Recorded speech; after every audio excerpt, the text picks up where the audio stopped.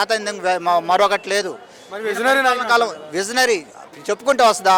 చెప్పుకుంటే రాదు. విజనరీ అంటే భావితరాలకి ఏం చేస్తే మేలు జరుగుద్దో అది చేయడమే విజనరీ అంటే. ఆయన ఏం చేశాడు? ఊబిలో కట్టాడు. 3 పంటల బండి భూముల్ని తీసుకొని ఊబిలో కట్టాడు రాజధాని. అక్కడ ఎక్కడ నిలబడితే మరి ఎందుకు మంచిర్యాల అయితే గజ అడుక్కు 4,000, 5,000, 8,000, 9,000 పెట్టాల్సిన అవసరం ఏముంటుంది? ఆడు ఊబి కాబట్టి ప్రజల సొమ్ము వాళ్ళ కాంట్రాక్టులు దోచిపెట్టడం కోసం కాబట్టి ఆడ పెడితే కానీ బాగుండదు. ఇప్పుడు ఉన్న నగరాలలో పెట్టడానికి వీలు పడదు. ఆ విధంగా దోచుకోవడానికి వీలు పడదు. అందుకని అది విజనరీ. దోచుకోవడంలో విజనరీ.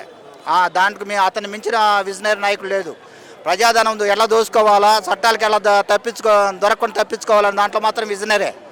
అన్ని వ్యవస్థలు మేనేజ్ చేసుకొని బతుకుతున్నాడు తప్ప అతనికి పరిపాలన అంటే ఏం చేత కాదు. ఈయన పరిపాలన కాలంలో ఎప్పుడు కూడా ఓడికి వెళ్ళడమే. ఎప్పుడన్నా సర్ప్లస్ ఉన్నది లేదు. ప్రతి నెల ఓడికి వెళ్ళడమే, ప్రతి సంవత్సరం ఓడికి వెళ్ళడమే. ఎప్పుడు బాగు చేశాడు ఆర్థిక వ్యవస్థని? ఎప్పుడు కుదేలే.